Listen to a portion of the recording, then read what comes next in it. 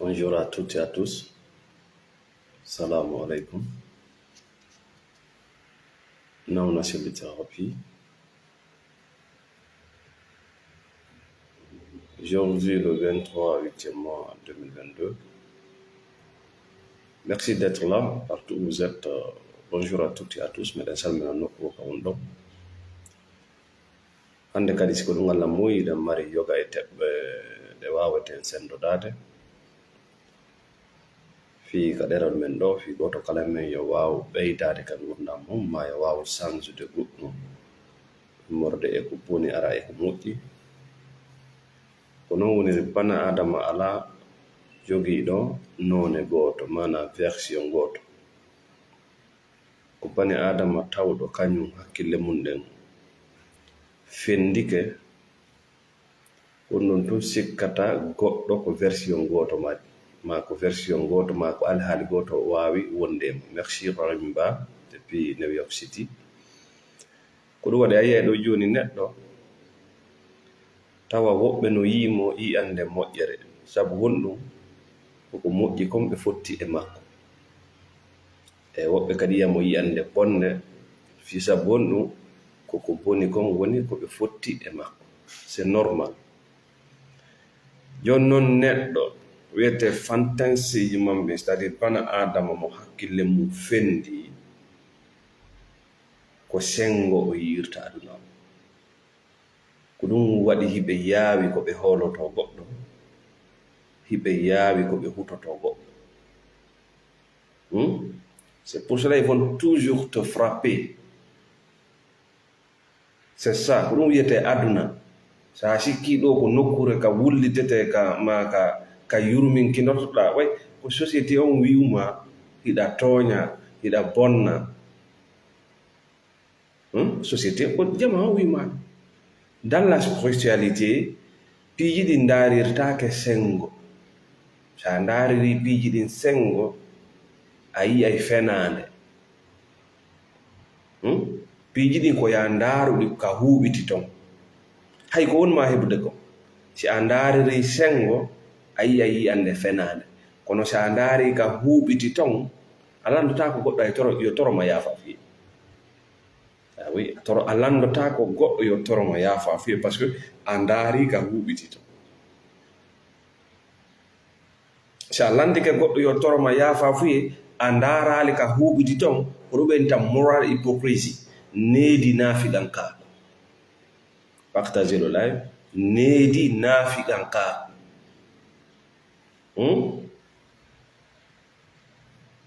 Partagez le live et mettez le cœur. C'est ngiwi donc en ara yewte fi dogugol bana adama no wondi e ledde.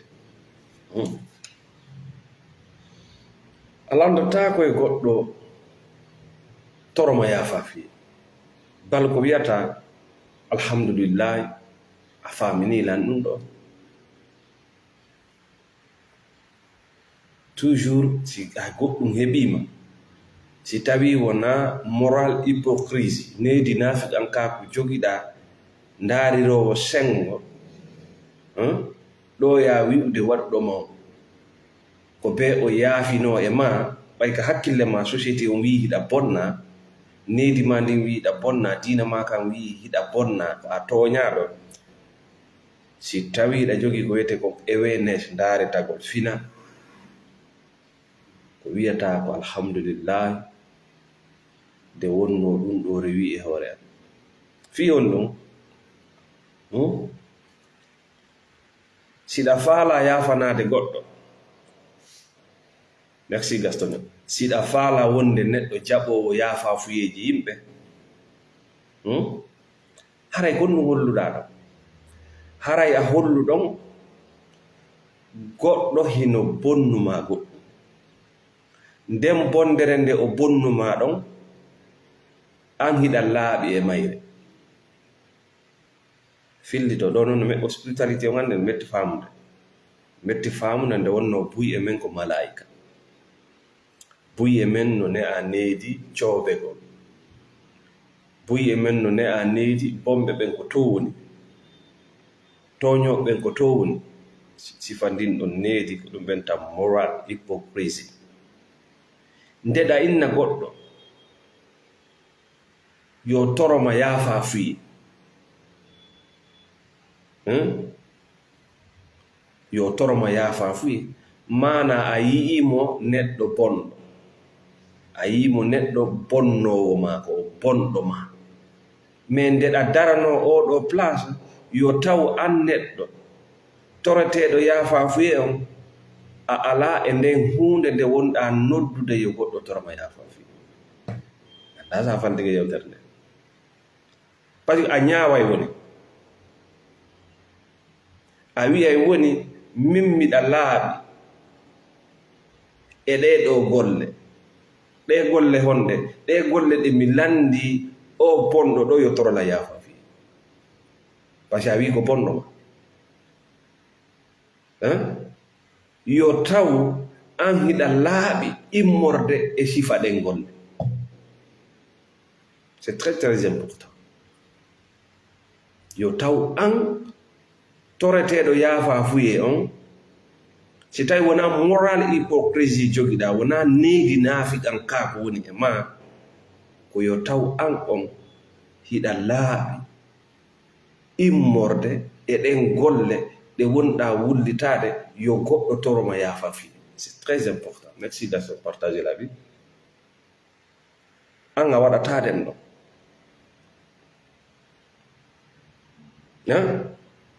misal ndeɗa wiya yo moodima yo ɓenguma toroma yaafa fi pour l'infidélité fi jeeno, yo taw an on hiɗa laaɓi immorde e jeeno.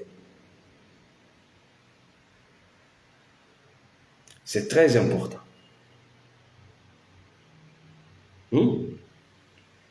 Ndeɗa wiya lanɗo ma il est corrompu, il doit demander pardon, il doit rendre justice, yo taw ko a neɗɗo goɗɗitiɗo ɗen ɗo golle. ɗaɓɓugol ma noon yaafa fu e holli a laaɓa. Neɗɗo laaɓuɗo on ko wiyata ko alhamdulillahi fottugol an e oɗo, par ce que kanko i sindi whole picture, c'est à dire ko foppo woni yiwde, positif négatif, nafoore e lorɗa. Hunde heɓatama tawande fof ko nder lorɗa. ɗum waɗi si Allah wi en si goɗɗum heɓima ko tawata hino satti fasbir muñu, si juutoyi seeɗa a wiwe e banni hunde mani heɓiɗa. Kono noon ko si a landanoki yo goɗɗo toroma yaafa fuye, ko si a yaltano e victimisation mbeewa gurdam beyi. Kombo wima aduna ko aljanna, aduna ko hare hakkunde ñaamowo huɗo e ñaamowo ko ñaamata huɗo. C'est à toi de choisir ton camp. Aduna ko hare hakkunde ñaamayɓe huɗo kon ka remi ko brouteur, huɗo ko wonɗa ñaamude kon ko a remi ko ngesa ma. Ndeɗa wullito oɗa ñaamayti an huɗo ko wonɗa mettude kon ko a remi ko.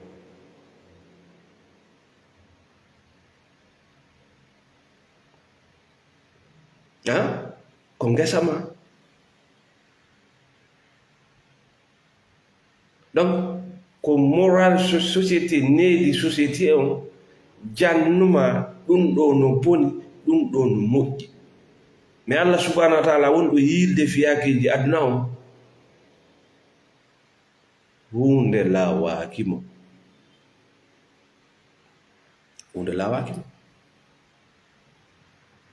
Kala ko heɓma ka hoore leydi ɗo jooɗo deƴƴita kippintina bewre ma nden inna alhamdulillahi fiinoɗa e konko heɓma ɗo. C'est une grande leçon pour ton futur. Mais wona ɗum ko be o torola yaafa fi. Donc c'est conditionné. Yo goɗɗo toroma yaafa fi, c'est conditionné.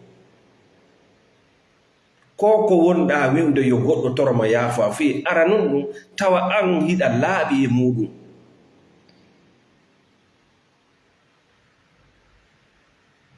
an hiɗa laaɓi e muɗum ara no nunno yo taw an hiɗa laaɓi e muɗum a waɗata hunde nde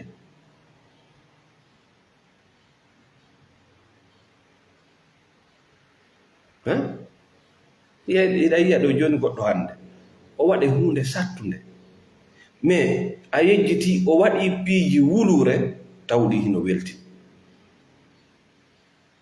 o waɗi piiji wulure tawɗi an hino welti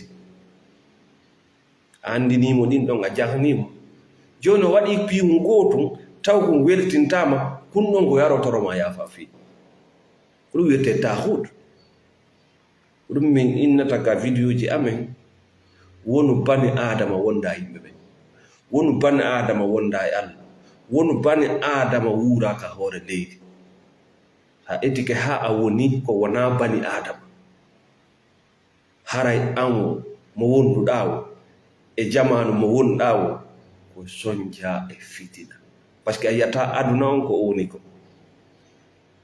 a yiyata aduna on ko o woni ko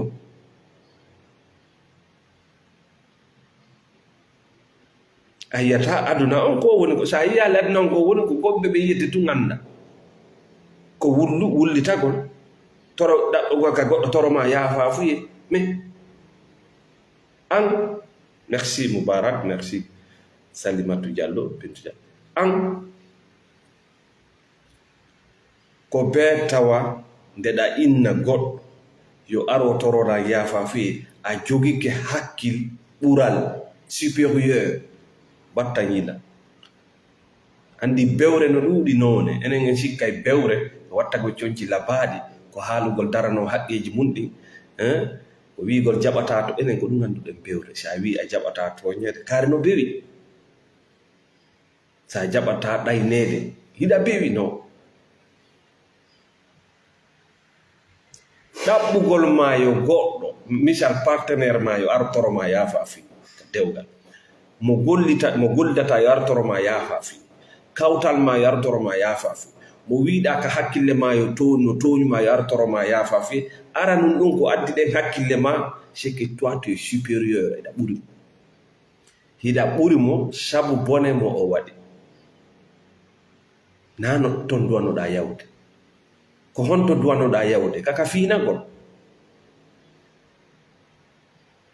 ka fiinagol ko honno way ko honno goɗɗo fiinorta dans la spiritualité ko ya ƴettu hakkille maɗen fewtina e hoorema min nawna sel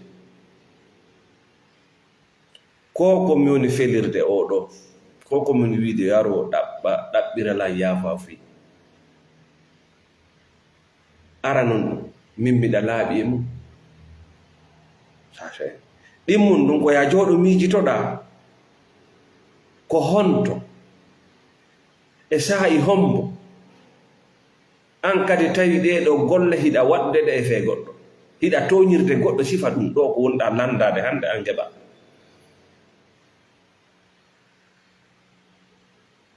sa yi goɗɗo waɗima an bone siɗa faala Allah subhanahu wa taala yo ɓattoma yo loote immorde bakkatuji maɗi ko ya freno d'abord ha ɓuuɓa andi ko a waɗa miijitoɗa ko honto min nawna sel ko komi waɗa ko honto min kadi e sayi hombo mi waɗi ɗum ɗo goɗɗo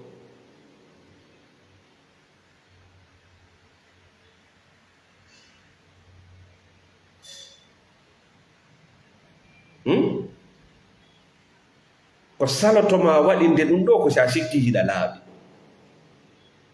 voilà ko ɗum sikkintina ma hiɗa laaɓi ko tuma miijiɗa hiɗa tooña ko ɗum hewtina ma noon ko suma sikkuɗa hiɗa ɓuri goɗɗo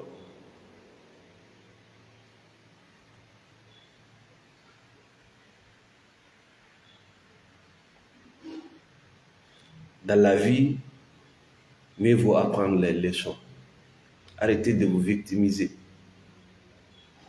piiji boy no heɓudema hande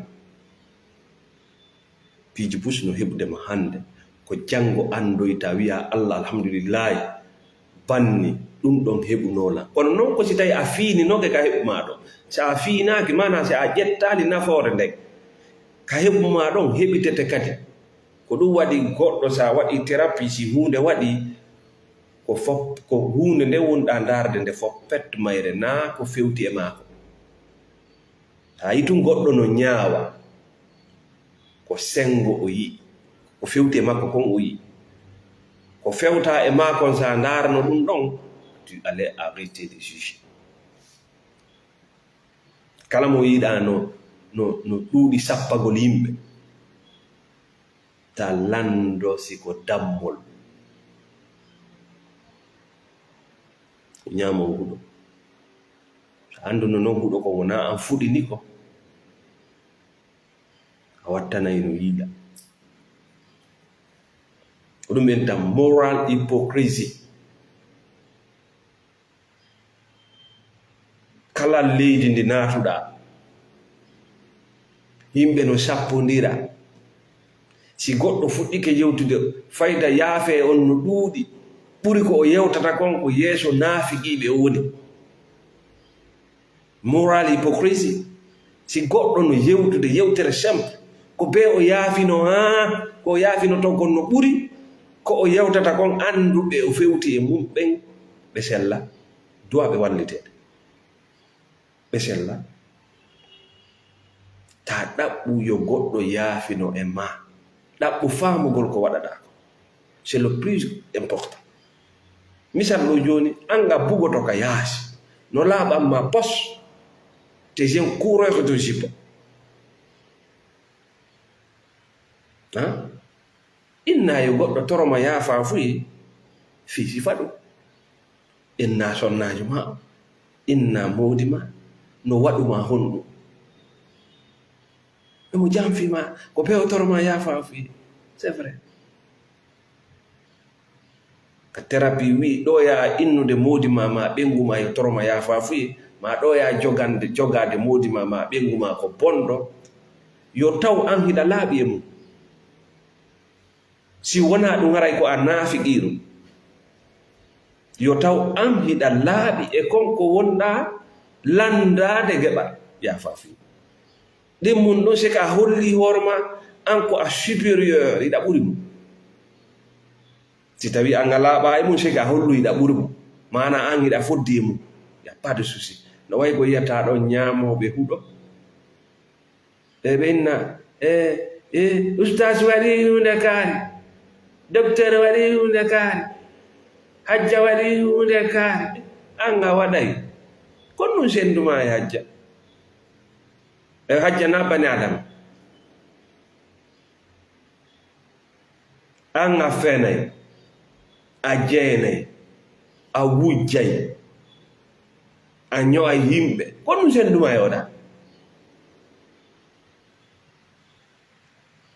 No woodi ka o noddaka Qur'an hara an a noddaka e mum.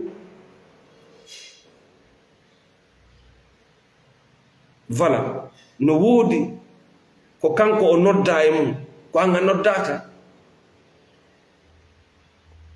ɗumen tan moral hypocrisie. A naati e leydi tawi mo yiɗa uno sappo oya mo yiɗa uno inna no tooña mo yiɗa uno forno no ñaawe yo goɗɗo toro goɗɗo yaafa fi waalo tuuba o wona ɗo tuubanede hakkille makko de mana qu'il est supérieur mo ɓuri oya fi on no bonni ka hakkille makko himo bonni on himo bonnuma fermu ɗon taw ƴettu hakkille maɗen kaari ko fi jeeno nangira hi ko anduwa torede yaafafuye himo jeeni hi naɓi hakkille maɗe ko saa'i hombo e saare honde e ko ɓengu hondo ma ko ɓiɗɗo hombo woni ko waɗɗaɗo. Sa hewti ɗon a ƴettay ko wiyete kon cippitagol waɗi hino ko Allah jaɓata ɗon bani adama. Allah no ɗuuɗi no yaaforto bakkatuji goɗɗo tuubu wiye ko sikkuɗen yaldugol sonka hari miɗa e ɗum mi ala e ɗum fof ko démagogie hypocrisie. C'est une conscience personnelle hakkude ma e taguɗo ma mana goɗɗo waɗima goɗɗum au lieu de chercher ayo ario yaro yafinoya yalta aduna fay ka ko société o wiɗa to ina Allah wiɗa to ko société mo wonɗa mum jamanu jannuma ngal gandal ɗum ɗo no boni ɗum ɗo no moƴƴi ɓeyɗo ko bomme ɓeyɗo ko mo an dans la spiritualité ko holto wawata fottude Allah ko Allah wonma yewtude ɗum a andata waɗede no muusi sonatuma waɗaɗa andata toñede no muusi sonatuma toñaɗa. C'est une lettre que Dieu t'a envoyée sukayi no wayino sukayi no wayino si an yiɗa waɗude a wata famude ñande waɗaɗa ko Allah immini goɗɗo yo aro jande ha honto muusi wina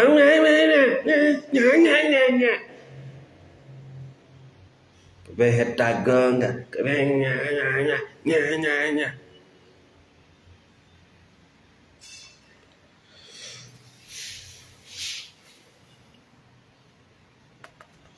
min na goɗɗo toñatago.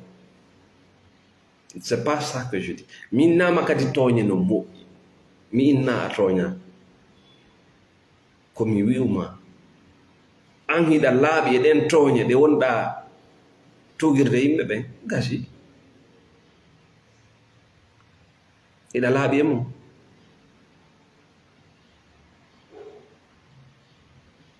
effectivement ɗen toñe ɗon tigiri tigiri ɗe wonɗa wullirde ɗe wonɗa haacirde ɗe wonɗa sapporade yimɓe ɓen iɗa laaɓi e mum sa yeehi a ƴetti boneji ɗin ka Qur'an ma personnellement komi fuɗɗi janngude Qur'an ɓay mi ƴetti bone kala ko woni bone mi winday. C'est comme ça on doit prendre le Qur'an. Kala ko woni bone ko Allah wi ta yaw ta waɗu haɗaɗi ɗin moi je mets tout ça sur un papier ɓay mi ndaari nder ɗon mi tawi ɓurɗi ɗin miɗa e nder mum ko ni goɗɗo laaɓirta wona argo ɗum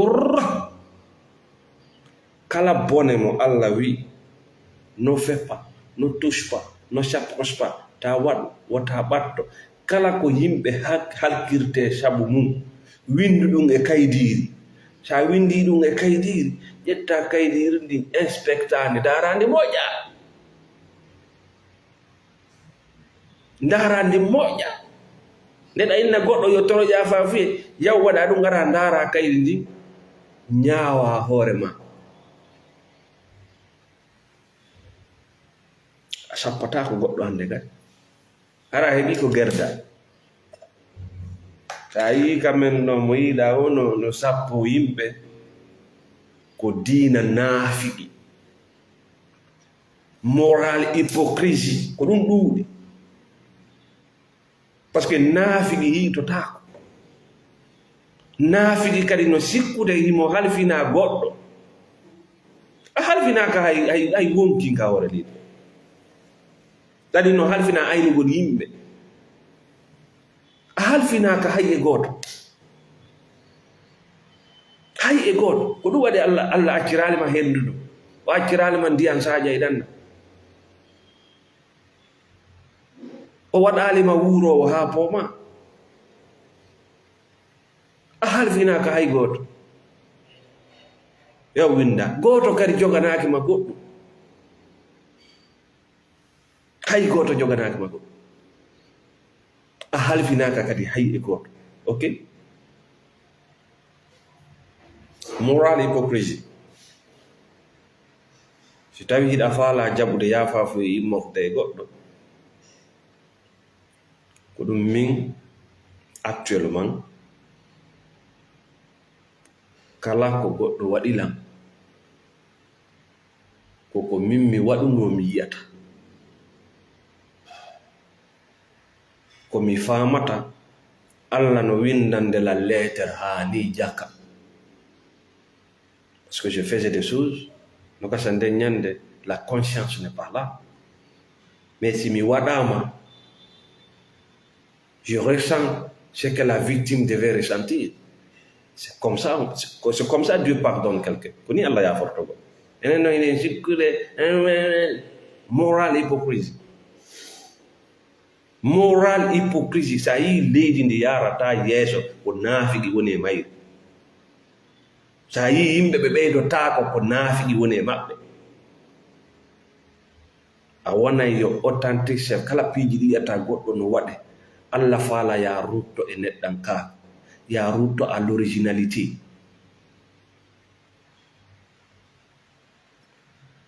Si jawdi ma ndin jattama, ɓuri hewde kon andu a jattino. Si ɓengu ma jeeni, a jeenino. Si a wujjama, a wujjino. Sa fenama e hoore mum, a fenino e hoore goɗɗo. Ko leetere. Sa janfike, sa janfama, a janfiken. Ko leetere, ko Allah woni addude.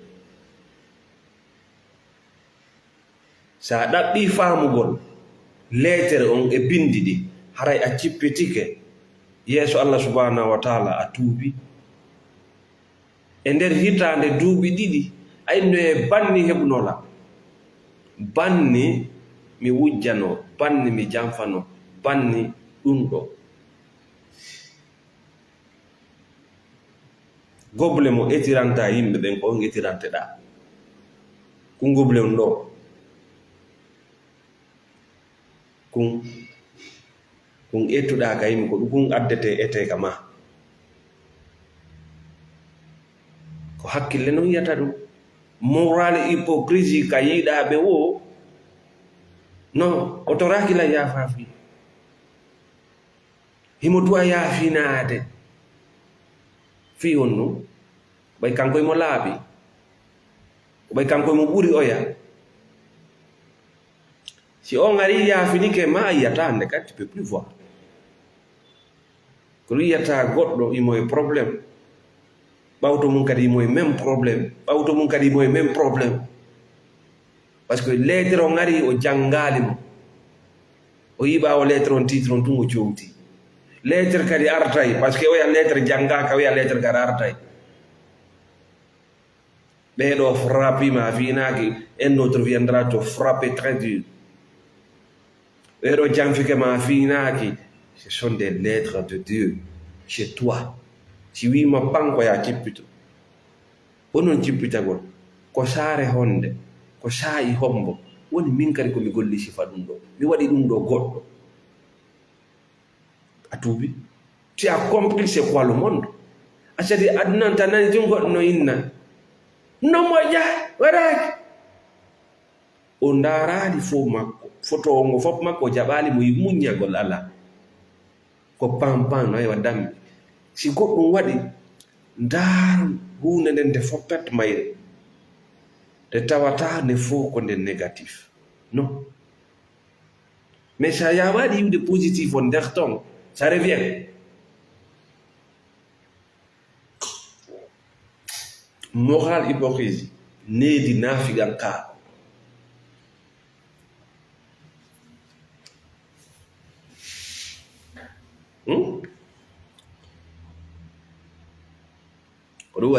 Non, moi, c'est dangereux.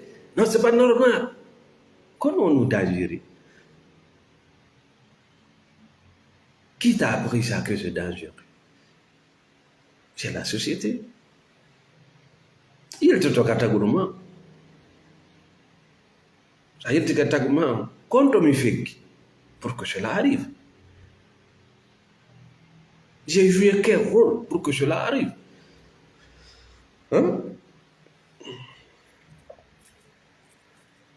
A ñaawi yimɓe ɓen wu ko woni e ma. Mi haalne ɗum hannde, kala mo yiɗa no ñaawa yimɓe, konko woni ñaawde yimɓe ɓen no e makko, falaka noon fewde ɓuri hewde konko ɗum yiyata yimɓe ɓen. Si ko a bonɗo koko boni ɗum yiyata yimɓe ɓen. C'est très très rare, très très difficile ya yi moƴƴere ma. Siɗa moƴƴi ɓuri yewde konko moƴƴere yiyata yimɓe. Ɗum waɗi moƴƴuɗo no heewi ka yimɓe ɗaynata ɓe janfato. Mais si moƴƴuɗon jooɗike miijitike, oɗa jannumo, o ɓeydumo anndingol mo sifa oɗo neɗɗo no wooda. o ɓeydi anndingol est ce que a rewaale sifa ɗum pe kirso a sikkay na hunde anndi enen fayda hiɗen wiide wonkin ko bani adama to kay ko tawi ɗen yurmi ko annduɗen wonkin ko bani adama mi ittaali wonkin mi attara wonkin ko ɓe anndi ko bani adama kala ko wona bani adama wona wonkin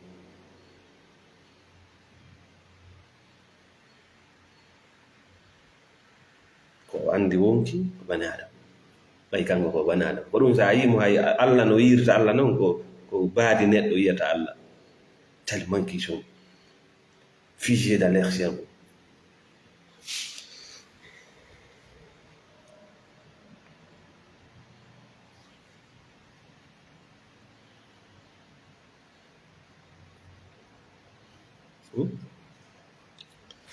Landal aranal ngal duwaɗa landade hoore ma sa wi goɗɗo mi yafanike ma a yafanike mo wonɗum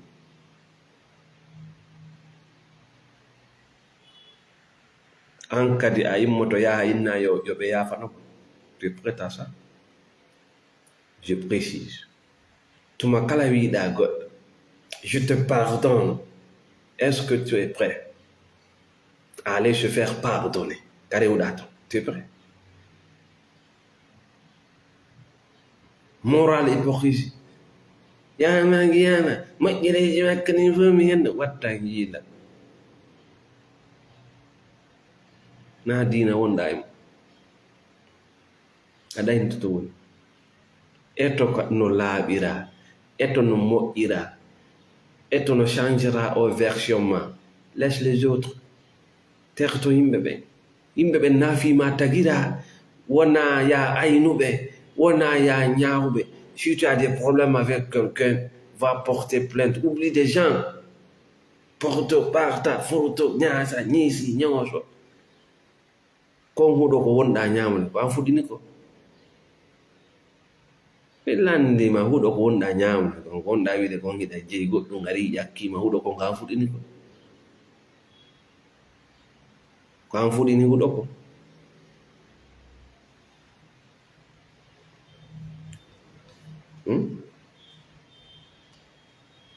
donc ɓen tan moral hypocrisie ko tuma yiyata bani adama o kanko mo jogii kullum himo sappo yimɓe kanko ko o malaika himo laaɓi kala ko waɗa koye goɗɗo artoromo yaafa fi so wotigi toraki mo yaafa fi kanko o yaafaki ka yiɗa mo dari ndo mi yaafaki mi yaafanaki mo ɗum ka yiɗa ɗum wo ko yaafu taron mo yaafa fi ara miɗa yaafini yaafa o gurdal naafi so a gayni a yaha yaafinoɗa ɓe waɗɗa ɓen kadi c'est ça hiɗa jatti muudi goɗɗo hiɗa jatti ɓengu goɗɗo hiɗa metti jawdi goɗɗo hiɗa wawi yawde yaafinoɗa e maɓɓe ka ɗum ɗon na bone ka ɓen ɗon fodda e torede yaafa ko an foddi e mum wala ino supériorité o ɗum ɗon naada e ma yiide nde bewre ɗo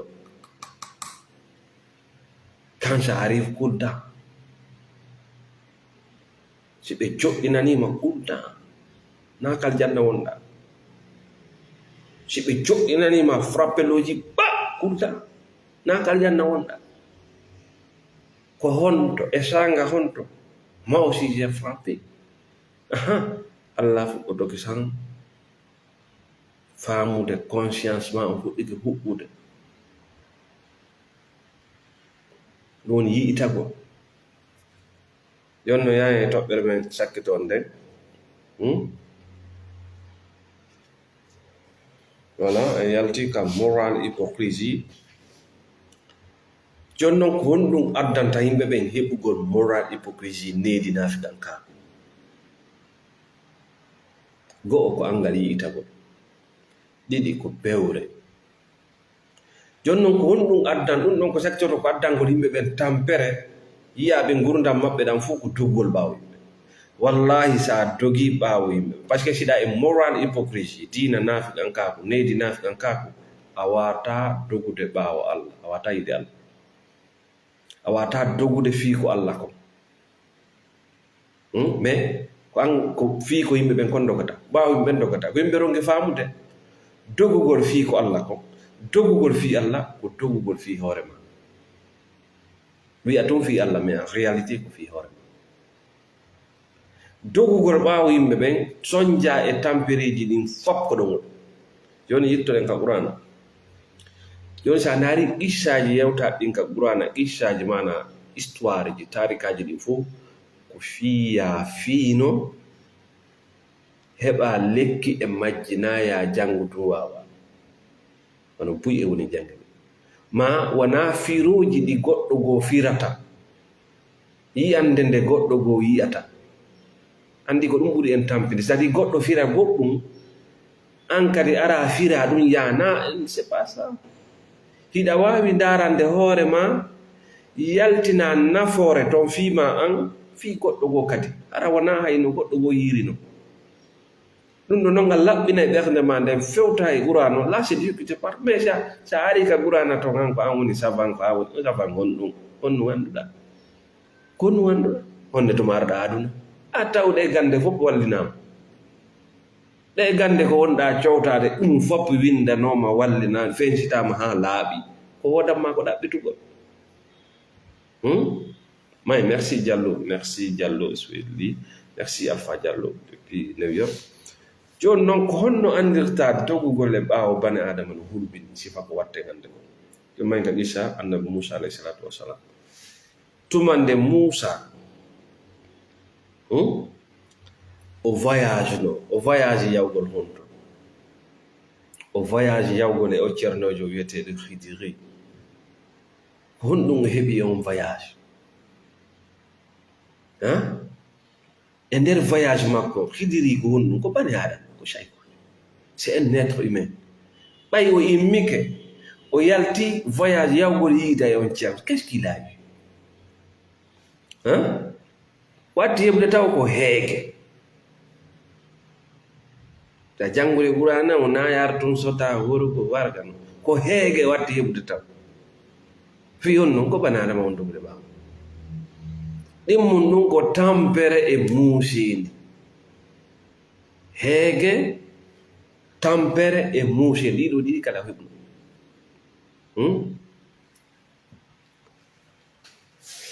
ha kanko tiwi e mo wondi on o voyage men ɗo en heɓi sattede e soña ko bana naafi ko gandal woni ɗawi min nde gandal ne wonde tampere no jayi no naafi ɗum ko fi ɓay ko bani adama won dogude ɓaawo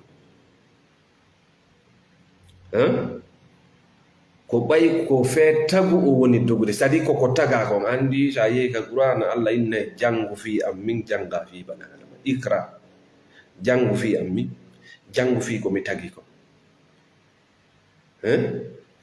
ɓay tun voyage mo immi on yahugol ko bani adama o woni yahande o woni yawde fimu ko goɗɗum woni ɗaɓɓiroyde bani adama o heɓi honɗum ko wiyete kon heege e tampere e soñja o yaltino voyage ji boy no tawa e voyage ji ɗi o yalti yawgol yiida e Allah makko ɓay o yehi yiidugol e Allah makko balle 4 anani annabi Moussa ɗon heege la anani ɗon tampere la honɗum ɗo faala yodde si a yalti voyage yawgol fi bani adama ko la budda tampa parce que c'est un pauvre mec si a yalti voyage yawgol yiida e Allah a tampata aduna c'est ce que Dieu veut dire ko immiɗa ɗo eɗa yawde Europe Angola ko fi yimɓe wonɗa yawde kaka yimɓe wonɗa yawde ko be weelaɗa ko be tampa ko be sancaɗa yaltuɗo on miɗa yawde mi anda Allah miɗa yawde mi humpito Allah il n'a plus de souffrance quand tu voyages vers ton créateur vers la source divine il n'y a plus de souffrance ko yimɓe ɓe ronki famude voyager vers ton créateur c'est ton propre voyage ça c'est pour toi tu sens plus la souffrance mais kala ko wona ɗum ɗon kala ko immaniɗa tawi wona ɗum ɗon andu no habbi ma ko wiyete ko heege e tampere e soñja e wikkede e walugol e yaasi e kasuji par ce que ko fi bani adama kaka banadama wonɗa yawde ko fi yimɓe kadi yahanɗa ida acci yimɓe da yawda yiɗa là tu vas souffrir. Kala nde yiwɗa bani adam ko fi yimɓe woni ko maapini mo wota lando o weelete.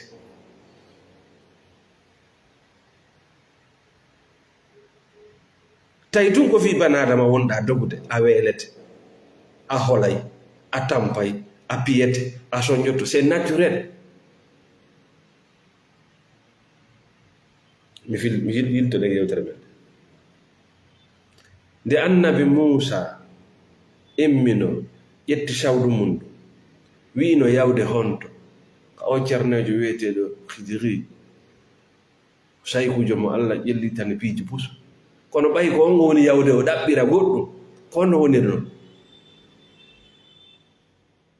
ɓay tun ko bani adama woni yawde ɗaɓɓira goɗɗum Allah innima awa yahu ndaara fi bani adama kon ɗum heɓi mo ko heege wona no woniri. Si bani adama no jogii goɗɗum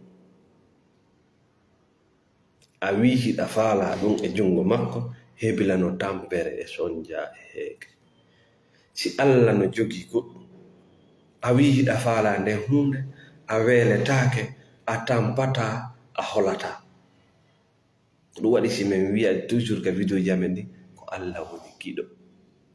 Il n'y a pas de chantage dans ça.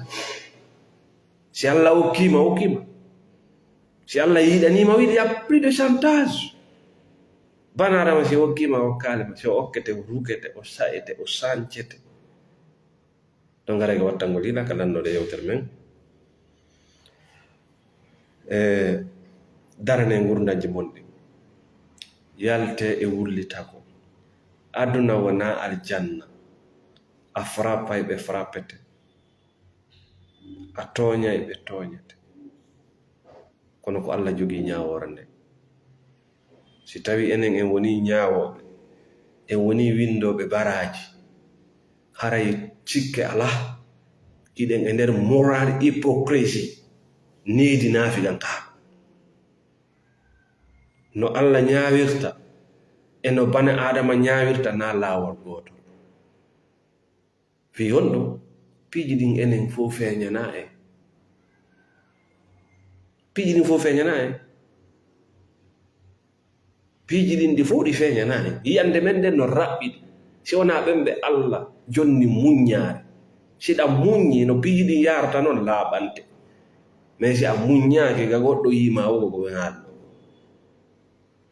ko yiɗa turiɗa ñaamude huɗo ɗa sukkude ko an jeyi huɗo, o na an jeyi huɗo, na an remi huɗo, na an jeyi huɗo, na an remi huɗo. Ko keɓan ma ngal wonɗa arde ƴetta e huɗo ko e nder ƴettugol ma huɗo si goɗɗo rewanima ɗon. Ça c'est le jugement du créateur. Haray meɗen salmina kala ƴettuɓe tammu jenteyoɗo page. Si a yehi ka Allah bi galbin salim ko anda shirku, ko ɗum woni ñawdigo, ko ɗum woni cellal, ko ɗum woni kisal. Sa dogi ka yimɓe ɓen ko ɗum woni nawnare, ko ɗum woni tampere, ko ɗum woni naafi'ankaaku, ko ɗum woni on son jamma. Ko ɓaawo yimɓe wonɗa dogde ñande accuɗa dogugol ɓaawo yimɓe ɓen. Anda an yimɓe ɓen on sendoday woni c'est la réciprocité. Wona ya dogu ɓaawo maɓɓe ko yon sendodo. No woodi ko jogiɗa, no woodi ko ɓe jogi, ko yon wattito. Bani adama dogetaake ɓaawo ma, bani adama dogetaake ɓaawo ma. Ok, mbeɗa salmina kala ƴettuɓe tammon jenti nawno Selli Thérapie, kala wonɓe sodde formation je jungo amen, kala wonɓe men windande ko moƴƴi, kala wonɓe men windande ko boni. Mbeɗa weltani on foppet moɗon, on foppet moɗon hiɗon lancude page amen o nawno Selli Thérapie. Salamu aleykum wa rahmatullah.